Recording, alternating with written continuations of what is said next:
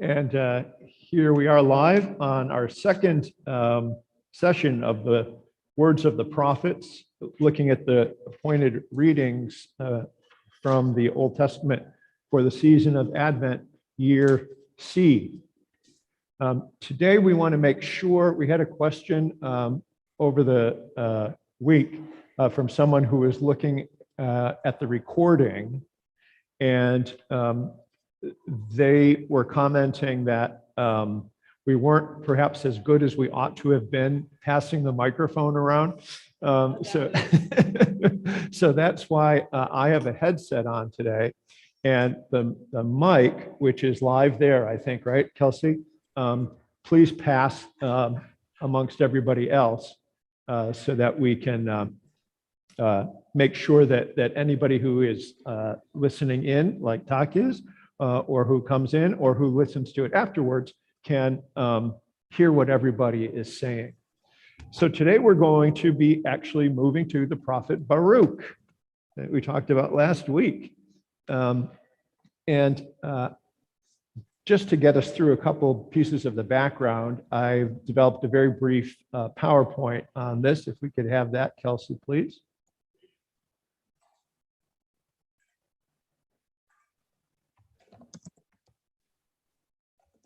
And if we could maybe move the video off of the screen there so that we can read the words.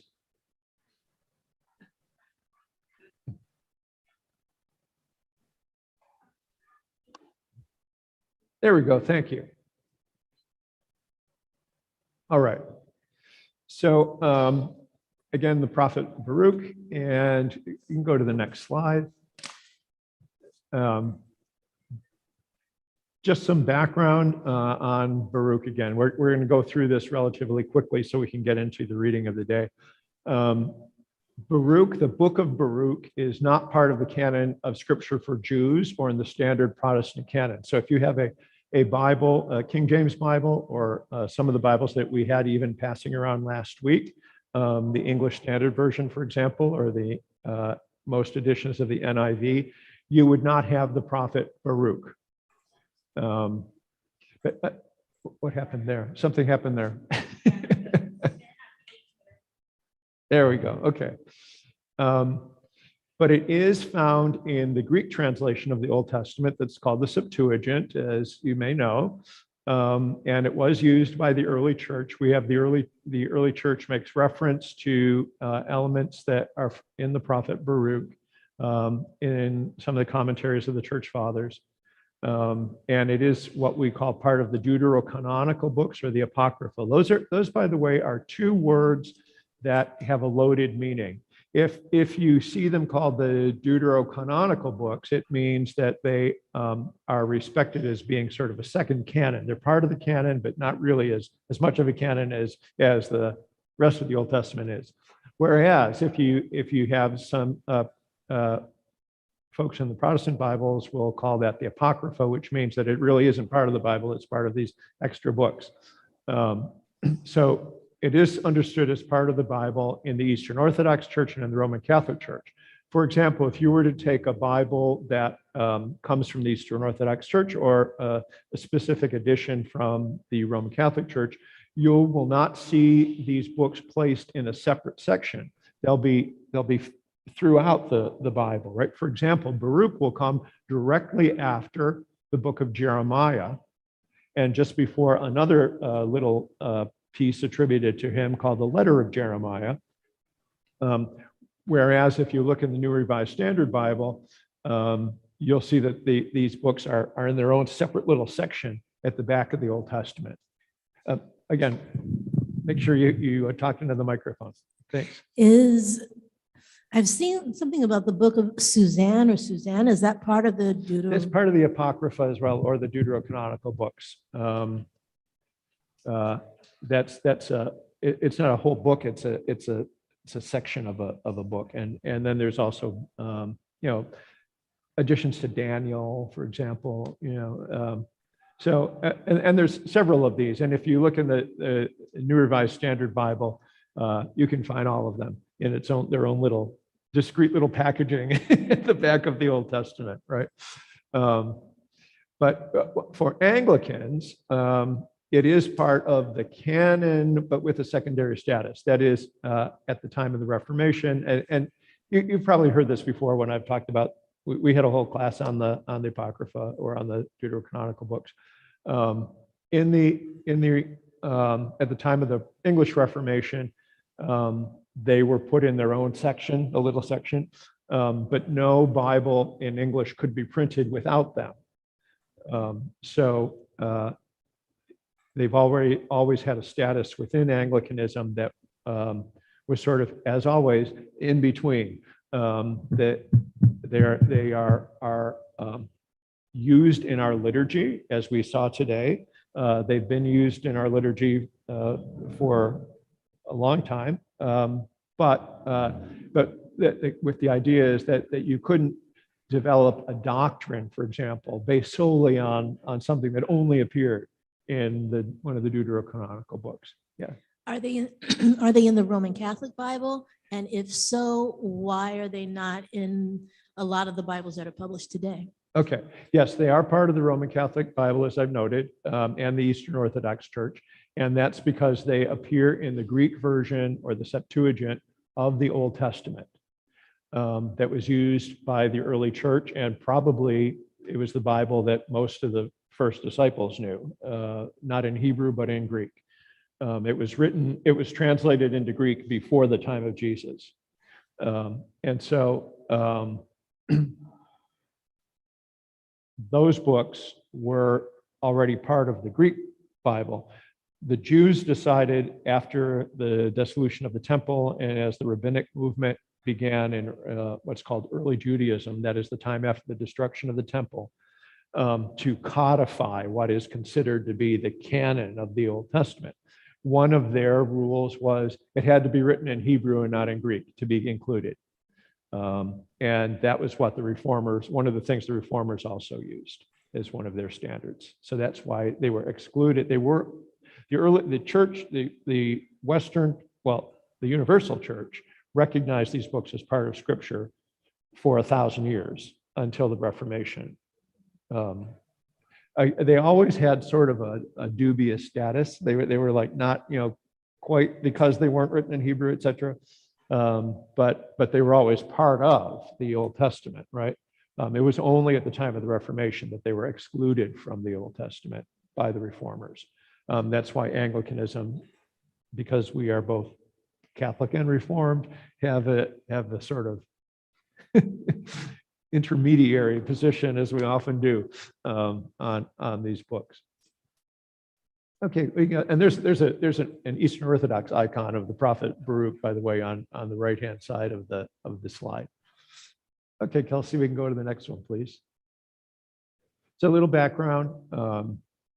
If you were to read the 5 chapters of the book of Baruch, you would find out that its author is claimed to be Baruch, the son of Neriyahu. And if you were to read the book of Jeremiah, you would know that Baruch, the son of Neriyahu, is the scribe that writes the prophecies of Jeremiah. And that was in the 6th century before the Common Era. But this is very likely, almost without question, not the case. This book that we have, the book of Baruch, is much later than the book of Jeremiah. We do know that Baruch, the son of Neriyahu, was a historical person because archaeologists have found a scribal seal with his name on it that lets us know that, there was a scribe, and his name was Baruch of Neriyahu, son of Neriyahu. And so we know that he was a historical person, but not the author of this book. This book probably dates to the 2nd century, but it's difficult to date because there's so many different pieces of it. It's sort of like a combination of things that come perhaps from different periods. Chapter 5 may be the latest, the one that we're covering today, and it might date to the late 1st century. Some scholars even believe that it might be the 1st century of the Common Era, might be that late. But But probably most of the material comes from the 2nd century, may have been edited together in the 1st century before Christ. And it's a composite of various sections and styles that are edited together. And we know that some of it might have been written, probably was written, come on, Jim, in Hebrew originally, but all we have is the Greek text. There is no Hebrew original.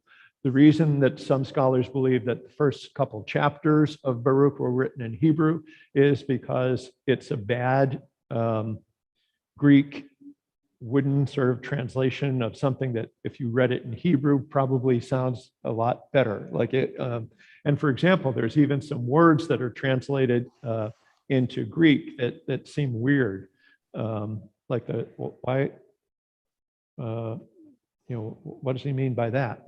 But if you were to take a Hebrew word that's very close to it, it makes more sense. So that's why the first sections of it seem to have been written in Hebrew and then translated into Greek by somebody whose Hebrew wasn't all that good, which would be very typical of the 2nd century, before the Common Era. Mhm. Yeah. Let's pass it around. There we go. Just a quick question on the authorship. I think I read somewhere that they think it's multiple authors perhaps? Or... Yes, that could very well be the case, Okay. because there's so many pieces of it. Like chapter, the first chapter is one thing. There's we'll go into it, but when we look at the content, but there's several pieces sort of edited together and probably finally just edited into the final thing that we have now, much later, right? Again, probably in the late 1st century. There's reasons for that we'll see in a second. And then the sections may have had a Hebrew original, to your point, Jenna, right? But all we have is the Greek text. We don't have any Hebrew text today. Okay. By the way, also, Baruch doesn't also appear in all of the most ancient versions of the Septuagint that exist. It's in most of them, but a couple of them don't have it. So that's why Baruch, of all the deuterocanonical books, is the iffiest, I guess, in its origin. But it's a cool book in some ways. It contains a synthesis of several genres. There's a historical narrative. It begins with a historical narrative, for example. Then there's a whole, like a confession that almost looks like a confession, a psalm of penitence, very similar to that. There's a poem to wisdom that, talking about how wonderful the wisdom of God is. We can go back to the book of Proverbs or some of the Psalms, a very similar kind of thing. There's a section of lament.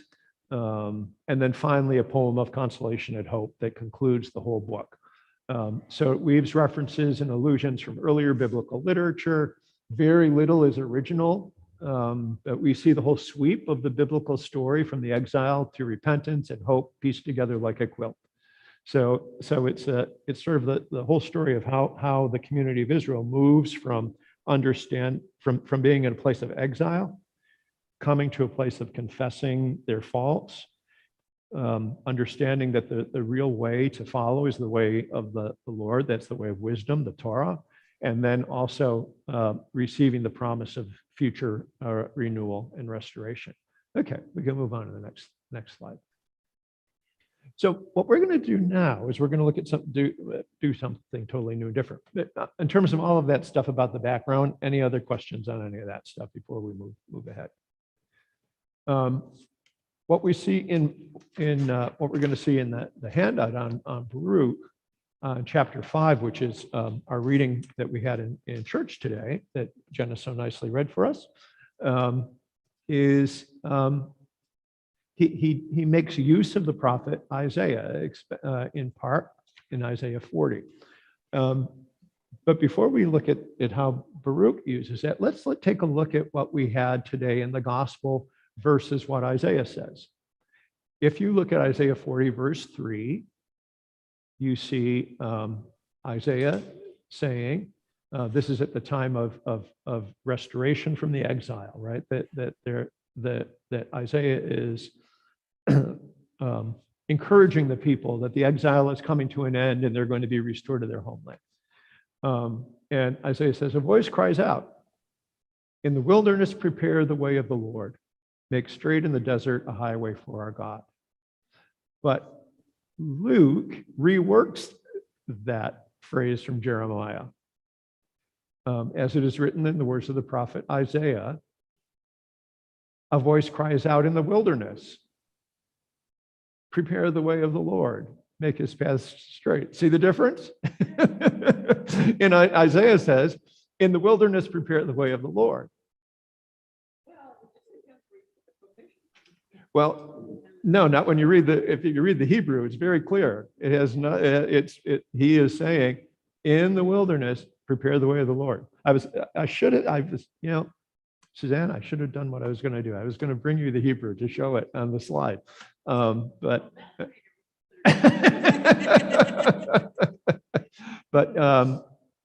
with a transliteration, of course. But it does say, a voice cries out, in the wilderness prepares the way of the Lord. But Luke in the Greek says, the voice of one crying out in the wilderness, prepare the way of the Lord. So that's that slight difference, right? So what I'm saying here is that what Luke is doing is he's reworking a prophetic oracle for his own context, right? And that's exactly what Baruch is doing in his own context as well, right? So we can actually take a look at this very large handout. For those of you who are perhaps watching online or are listening to the recording, this will be available. I will get it to Kelsey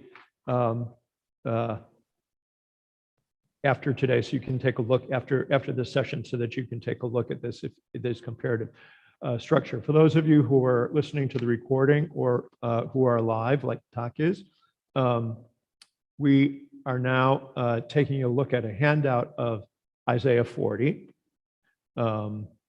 Baruch 5, 1 through 9, which was the reading that we read today, and then something called the Psalms of Solomon. Now, why do we think that Baruch chapter 5 was maybe written, or the whole thing was edited together in the first century before Christ? Because the Psalms of Solomon were written in the middle of the first century before Christ. And so the Psalm of Baruch is basing what he's saying on one of the Psalms of Solomon. Yeah, did you? I was reading. Into the microphone? I was reading the section here that you have from Baruch 5, 1 through 9. Uh-huh. And it was talking about, it's very similar to something in the New Testament about putting on the whole armor of God. It's almost exact. It's take off the garment of sorrow and affliction over Jerusalem and put on forever the beauty of the glory of God. Whereas I think that's Ephesians, I think it is, with the whole armor of God. And he says, put on the diadem of glory, and there it's the helmet of salvation, but it's the same kind of thing. Same imagery, right? Yeah, So, yeah, putting very similar. on some, clothing yourself in something that's going to yeah. gird yourself. Yeah. I hadn't thought of that particular connection, but possibly, yeah. That's interesting to note, because most folks don't really see, although there are some pieces of the Deuterocanonical books that appear in the New Testament, Baruch doesn't really seem to. So maybe that's something that is a connection. Who knows? But what I've done in the color coding here is I didn't color code the Psalms of Solomon, because so much of the Psalm of Solomon, chapter 11, and Baruch 5, 1 through 9 is similar, right? But if we look at various passages of Isaiah, this is where Baruch is getting a lot of what he's talking about. For example, if you look at the green, take off the garment of your sorrow and affliction, O Jerusalem, and put on forever the beauty of the glory from God. Put on the robe of the righteousness that comes from God. Put on your head the diadem of the glory of the everlasting. And if you look at Isaiah 61, verse 3, to provide for those who mourn in Zion, to give them a garland instead of ashes, the oil of gladness instead of mourning, the mantle of praise instead of the faint spirit. So there's a relationship between those two things. And then, as we've already been talking, the yellow highlight, a voice cries out, in the wilderness, prepare the way of the Lord, make straight in the desert a highway for our God. Every valley shall be lifted up, and every mountain and hill shall be made low. The uneven ground shall become level. And then Baruch, for God has ordered that every high mountain and the everlasting hills be made low, and the valleys filled up, to make level ground, so that Israel may walk safely in the glory of God. And then you see the same sort of thing in the Psalms of Solomon. He lowered the high mountains to level ground for them. The hills fled at their coming. The thicket shaded them as they passed by. God made every fragrant tree grow up for them. And then you see that same thing following. The woods of every fragrant tree have shaded Israel at God's command. Right. So clearly, Baruch is referencing the Psalm of Solomon as well as the book of Isaiah, and he's weaving all of these things into his own poem, right? And so what I thought we might do before we get on to why I have you looking at this is, if somebody would read Baruch 5:1-9 again through, now that we've sort of dissected it, now let's have it have its own integrity as its own poem of consolation and hope. So if somebody wants to read that, we'll hand them the microphone. Jim, okay, James is going to read over there.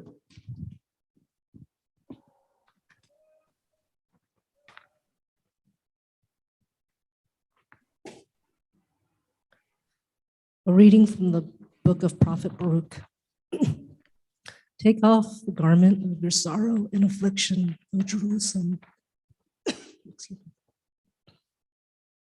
and put forever the beauty of the glory from God. Put on the robe of righteousness that comes from God. Put on your head in the diadem of the glory of the everlasting. For God will show your splendor everywhere under heaven.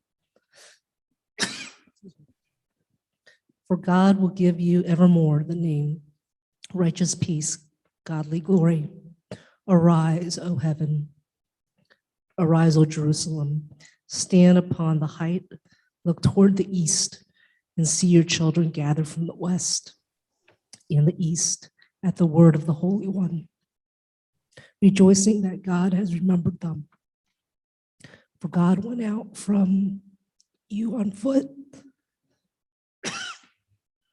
led away by their enemies, but God will bring them back to you, carried in glory as on a royal throne.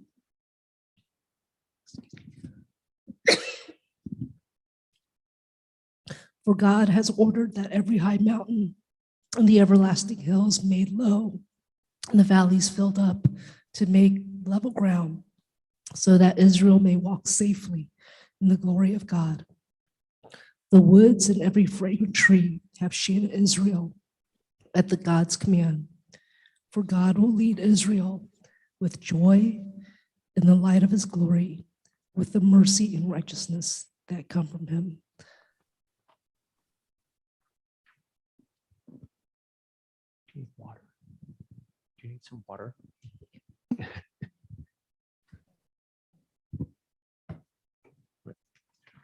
All right, so as we look at this, just seeing this sort of as a poem of hope in this Advent season, and again, just handing around the microphone, does anything from this jump out at you? Any phrases or images of this prophetic poem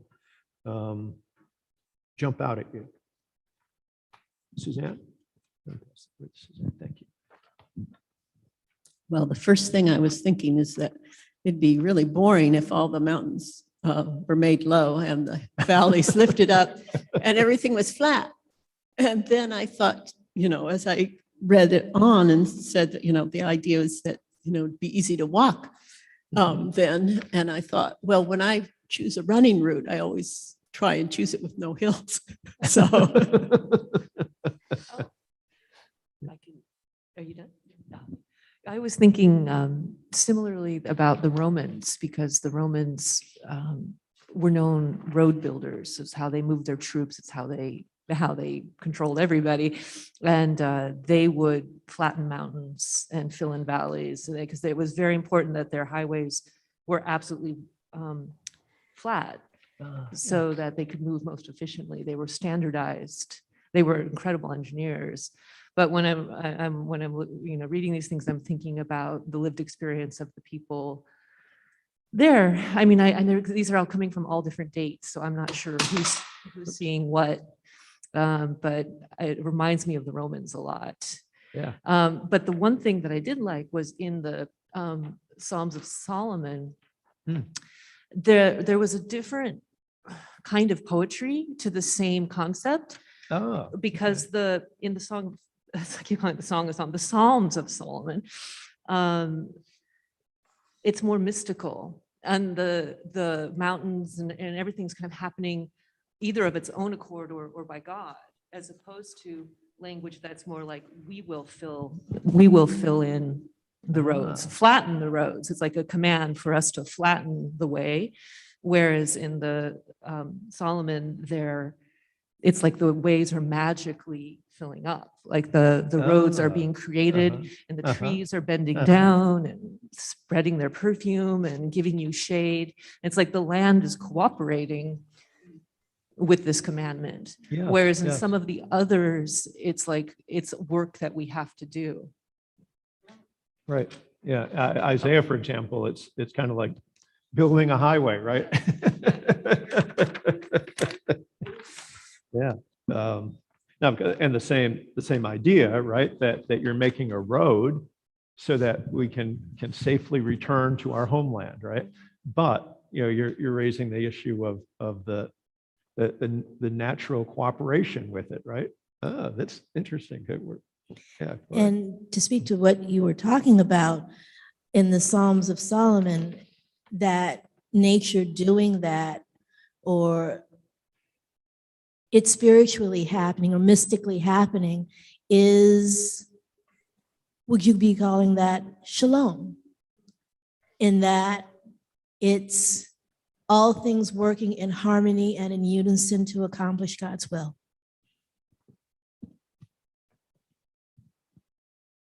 Anything else that stands out to people from the Baruch reading? Well, Jenna, you read that reading today in the service as you were reading it, or as you were preparing to read it. Was there anything that stepped up, that stood out for you? Not to put you on the spot, just curious. Yeah, I mean, for me, the imagery I think that we had already talked about is the valleys and the hills be made low. I found that to be very powerful, a very powerful image. And then I actually did research on who he was actually in the origins of the book to try to better understand what was trying to be conveyed. But also that stood out to me was the enemy being led out by enemies and then coming back in this very victorious manner. Yes. I thought that was very, very powerful in terms of the exile. Mhm. So that was something that I kind of focused on as well. Yeah.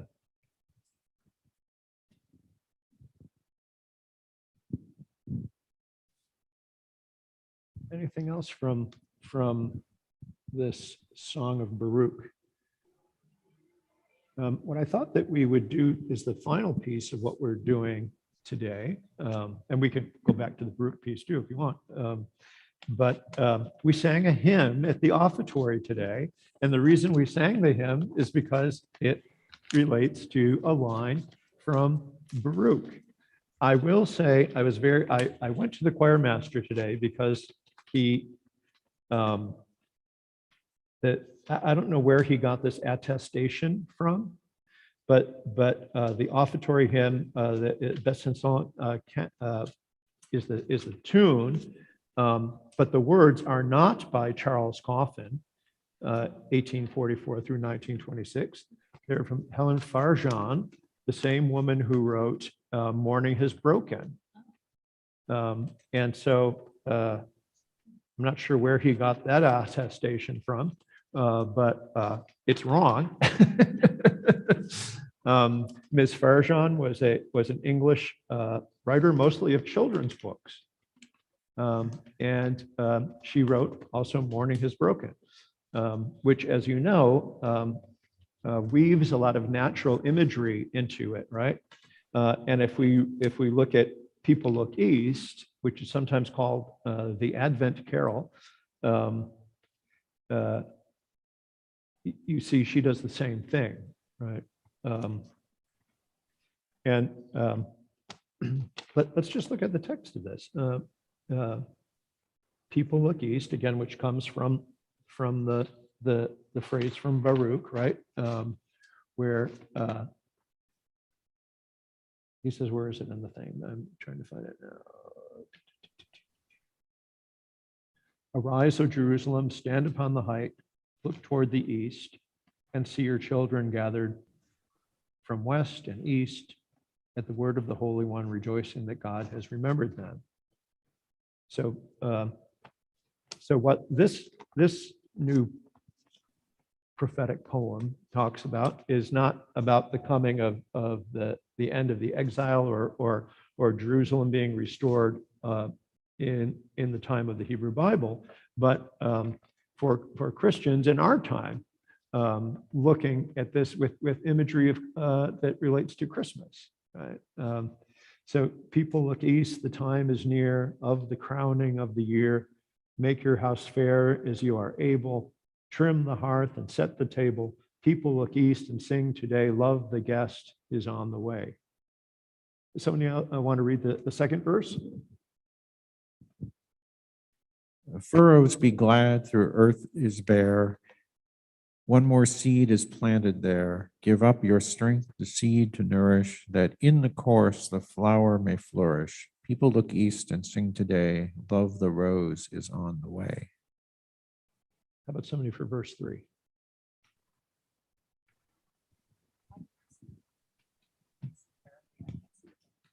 Furrows be glad, bird, though you long have ceased to build, guard the nest that must be filled. Even the hour when wings are frozen, God for fledgling time has chosen. People look east and sing today. Love the bird is on the way. Stars keep the watch when night is dim. One more light, the bowl shall brim.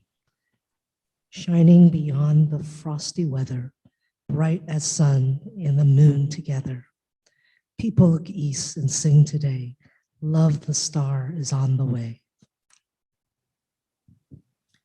Angels announce with shouts of mirth, Christ who brings new life to earth. Set every peak and valley humming with the word, the Lord is coming. People look east and sing today. Love the Lord is on the way. And that last verse, of course, picks up that idea of the valleys and the hills, right? But with a different, and almost, I think, to Kelly's point, you almost get the sense of that sense of the natural cooperation that you see in that last verse. When you read this, what images from this lovely poem come to you? And these are all obviously images of Jesus, because love the Lord is on the way, right? It's the last one. So Jesus is compared to a bird, like a star, like a rose, like a guest.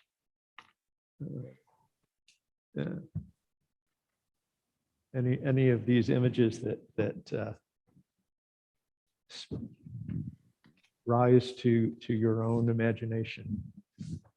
Well, I was looking at the words that love the Lord or love the rose. Jesus is the rose of Sharon. He is a manifestation of the Holy Spirit, I guess you could say. He is, I was thinking of the Star of Bethlehem and then the Lord. So it's like all of those images definitely apply to him. Mhm.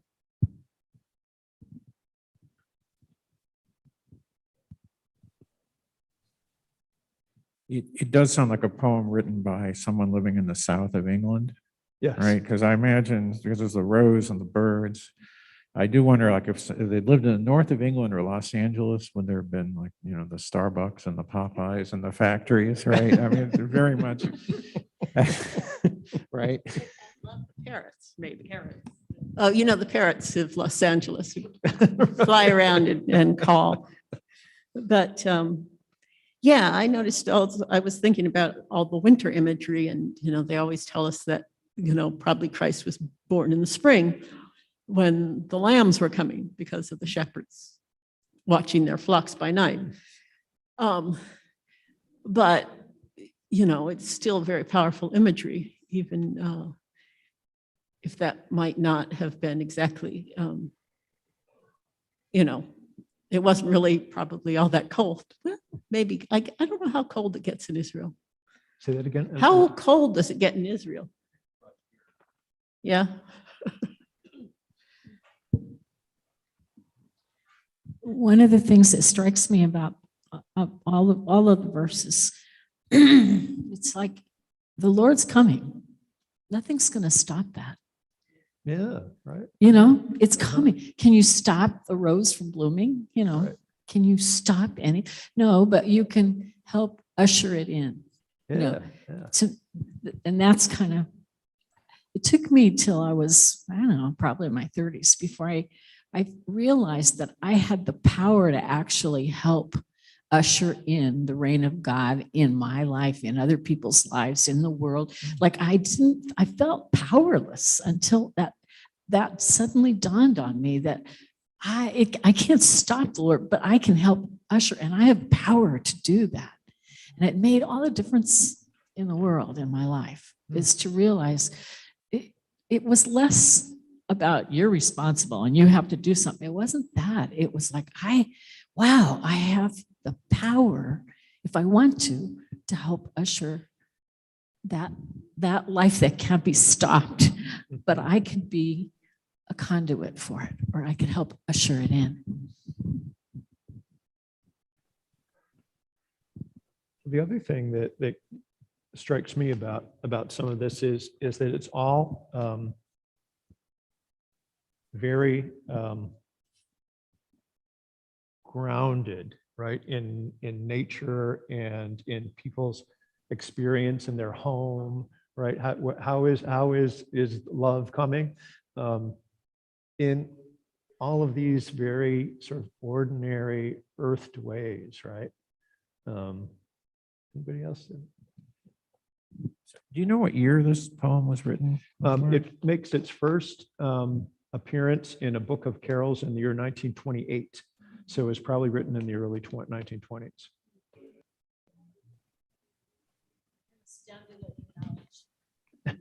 No, I looked it up. The reason I know that is because I looked it up. Oh, I was just sitting here feeling so unworthy. Like, how come I don't know these things? That's amazing. When you get ready to teach a class, you better know the answer to some of the questions anyways. Well, I'm thinking, the reason I asked is I'm thinking of Mother Lynn's, what lovely thing you just said about this is that I'm thinking the context of this poem, because World War I had just happened, right? So it's pretty dark time. Yes. So maybe this right. imagery is that realization of that a better world is, possible, right? So. I think my favorite verse is the third one. Excuse the typo that's obviously there. It's birds, and thank you, Suzanne, for saying it correctly.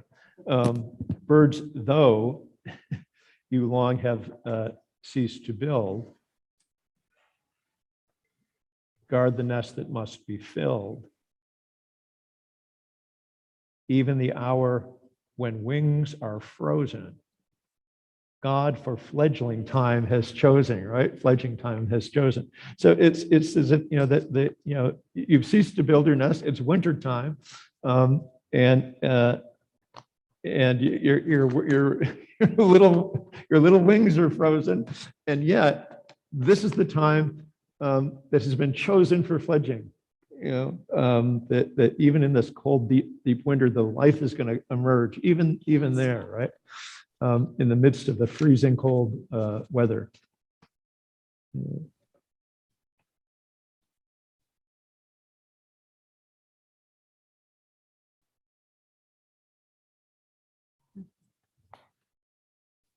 Anything else that emerges out of this poem or the reading from Baruch?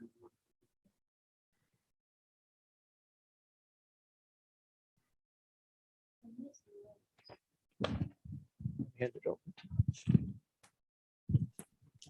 For me, it's the rose. The rose, because when I saw a rose, I immediately thought Rose of Sharon. And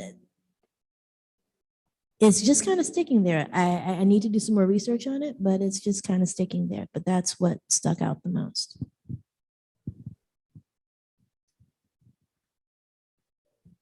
With that verse too, right? What's happening? It's furrows be glad, right?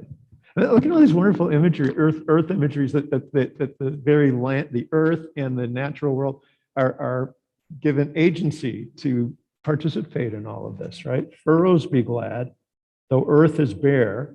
So there's nothing to hope for right now. The earth is bare; it's frozen, right? One more seed is planted there. Give up your strength, the seed to nourish. That is the furrow, give the life to the seed. That in course the flower may flourish. So it's like you're not going to be able. You're giving your life to something that doesn't seem like it's anything right now, but in the course, the rose is going to blossom, right? But because right now you can't see it.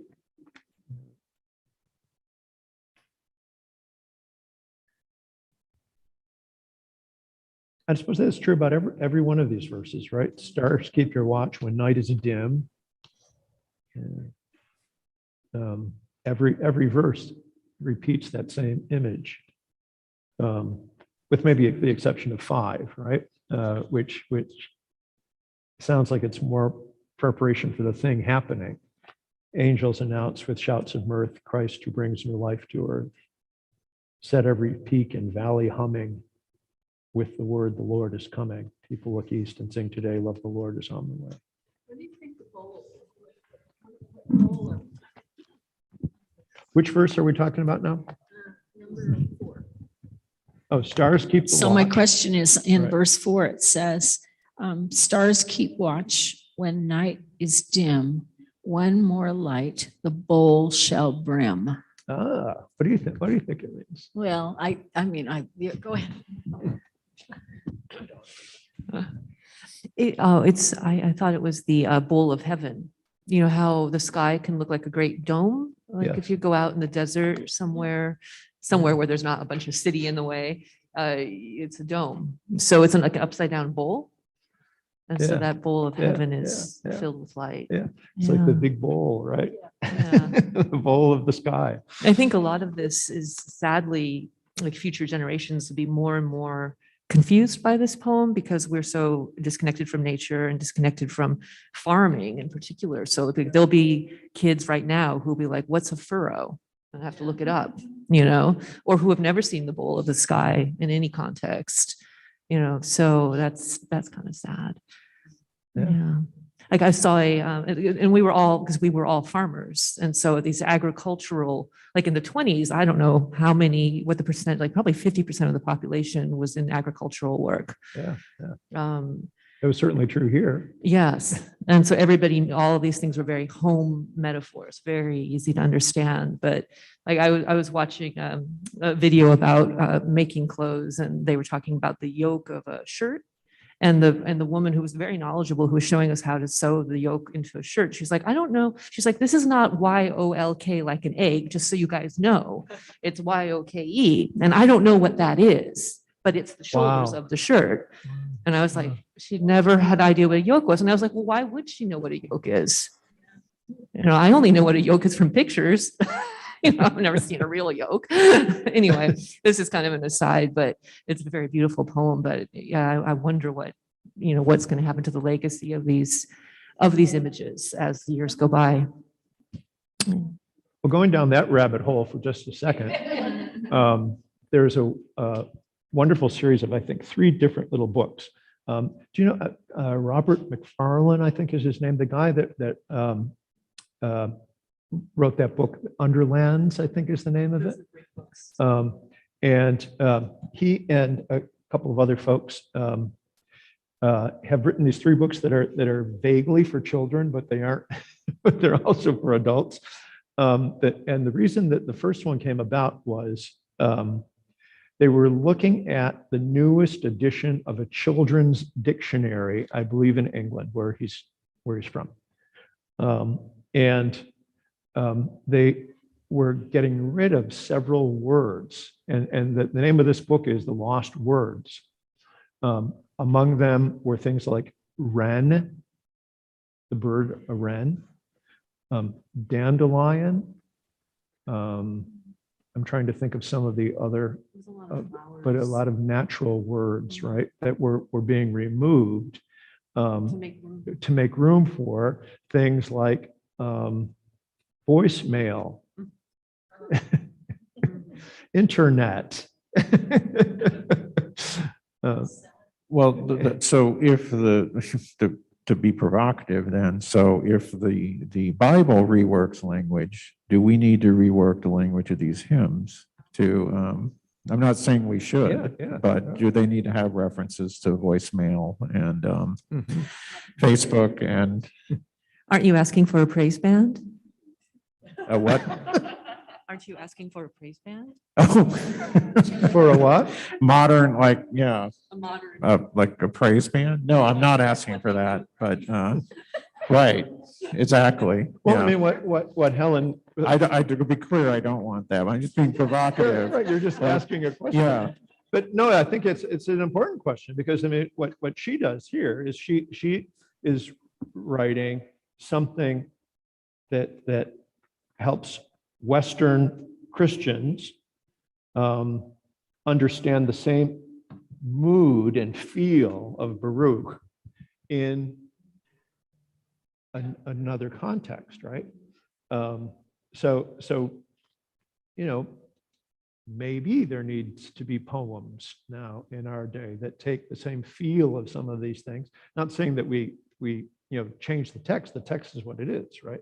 But maybe it is something that people would want to work into that. Now whether we ought to do that is another question.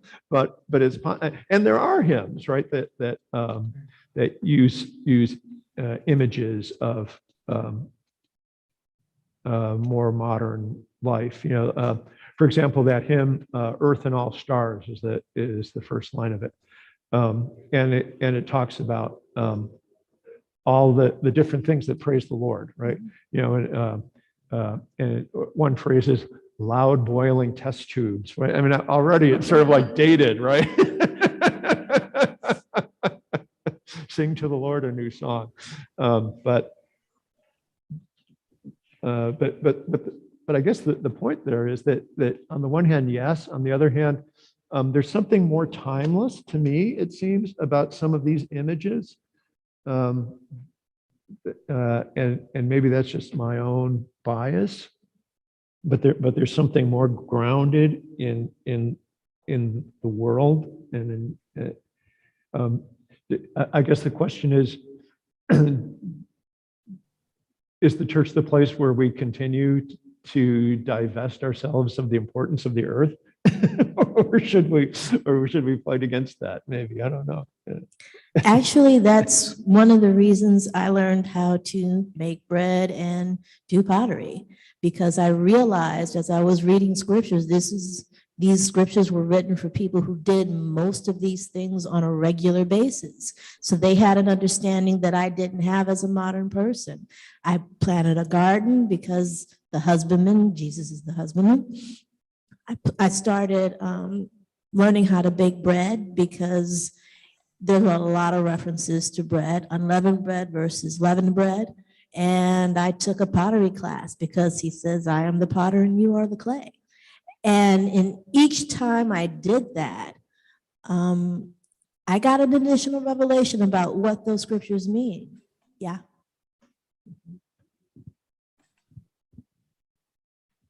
Do you make unleavened? Have you tried unleavened bread? Make unleavened bread?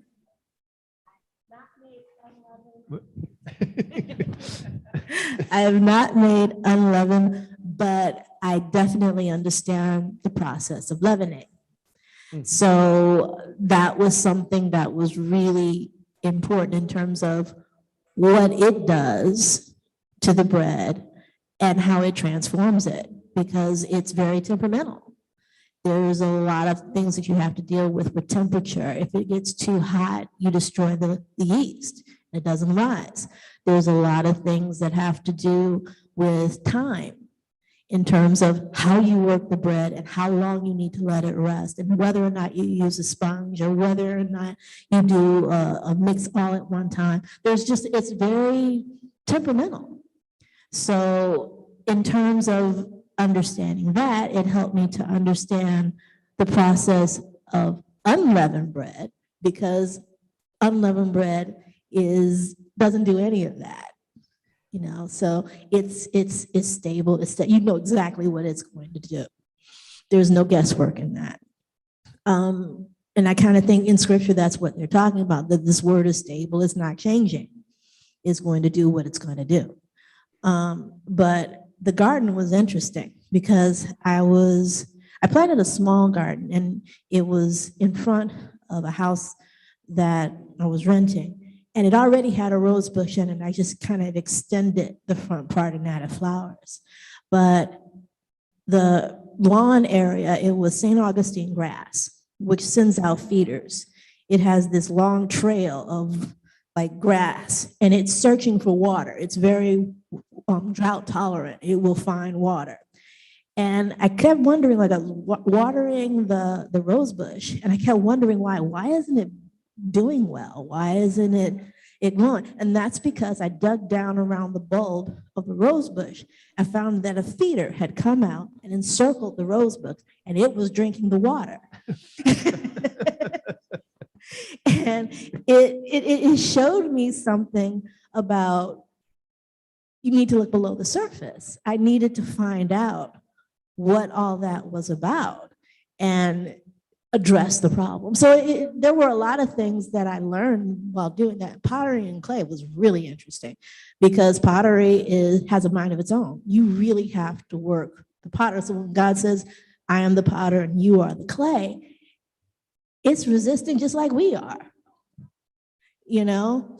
You have to, and there are times when no matter how hard you wedge it, it's just not going to work that day. You throw it back in the bunch, add some more water, let it dry out, and it reconstitutes itself. It doesn't go anywhere. If you've got clay, it will turn to dust. You add water, it will come back. So there were a lot of things that were interesting.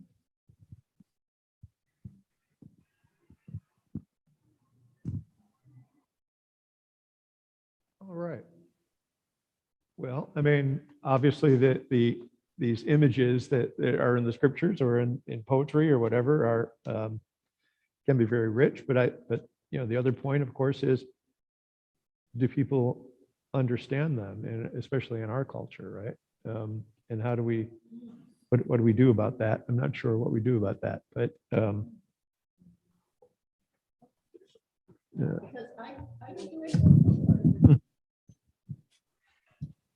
Because I don't do any of those things, and I don't want to do any of those things. But I don't grow my vegetables. I buy vegetables. I do make bread, but I let the bread machine do the kneading.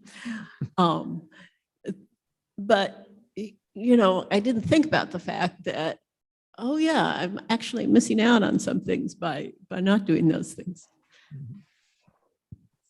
I just wanted to toss in we were talking about the appropriate kind of imagery for poems and whether we need to update or whatever. And I always think about natural imagery as being about things that are made by God. God made the mountains, God made the stars, God made us, and the roses and the bread. It's all,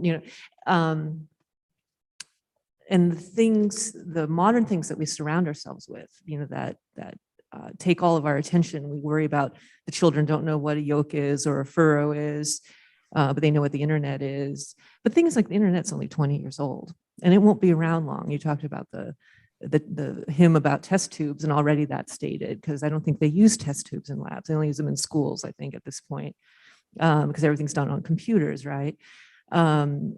So these are the works of man are transitory, and cannot be relied upon as like a poetic image. When it comes to poetry, these things have to be rock solid. So I don't think that's going to work. And also, it makes me think of in some traditional cultures, they believe everything made in nature is ensouled. Like we have souls, but the trees have souls and the rocks have souls, but they're all things made by God, and God put soul in everything. But the things made by man are not ensouled. So like the tree is ensouled, but the table that you make out of wood is not ensouled because it's a work of man. And certainly you wouldn't want to think that a video game is ensouled or whatever, but maybe they are. This is a theological challenge. Maybe it is all, but I don't know. But anyway, I think the things with these ensouled things, the birds and the roses, they carry their own poetry with them, and they inspire us to poetry. And our works, our human works, that we surround ourselves with, our cars and our freeways and our ugly mini malls and the stoplights and the asphalt, and these things do not call forth the poetry in our soul. So, but that is where we live, and that is what we see, and that is what we know. So where do we find poetry in our own lives? Where do we find spirit in our own lives if we've created a home for ourselves that is utterly lacking in poetry and utterly lacking in spirit? With that cheery thought, I pass the microphone on. Well, I mean, yes. And so it's interesting to me that the question actually of music is a very fraught one. And I don't have an answer to this, but we are people in 2021 singing a 1920 hymn. So that's, what it is. But I can't imagine a hymn being written right now. I just can't imagine it. I can't imagine a hymn being written in 2021 that has the resonance of this one or that speaks to our time. And I don't have an answer to why that is or what you do about that. I do have the sense that we should push back against hymns about, email and Facebook or whatever, but at the same time, these metaphors are from an earlier time. So we are seeing them having been changed people by the 20th and the 21st century. So, well, I think, that there are hymns that are written, now, right? That are contemporary hymns. Yeah. Is it working out? No. Oh, I think it died because it was dying before. Okay. That there are hymns that are written, contemporary hymns that are written poetry. Obviously, there's poems that are written today. But I guess to your point, I don't know of any, really poetry that at least grabs my soul that, engages in metaphors of technology or whatever, right? Which makes you wonder, what is it about that world that doesn't allow the poetic to speak through it? And yeah, I don't know. James, are you going to need to come to an end shortly? I was just thinking about the conversation seems to be veering towards there's a impermanence to hymns, but then I think of the Bible has been with us for 2,000 years. So I don't see that about the hymns. I just think we haven't had a creative yet come to a place where a hymn can be made. We're maybe still seeing there's changes happening so rapidly because of technology in all fields. And there's still much, much more to come. And I think especially in the way of nature and energy. Thank you. You know, another thing that came to my mind is the worship services that we had during convention. And they did a lot of the readings of Mary Oliver. And I thought, boy, everybody in that room responded to it. So there are people writing poetry now that seems to hit, but there wasn't much in it about technology, but she does seem to have an ability to speak to the people of this time as opposed to 1920s.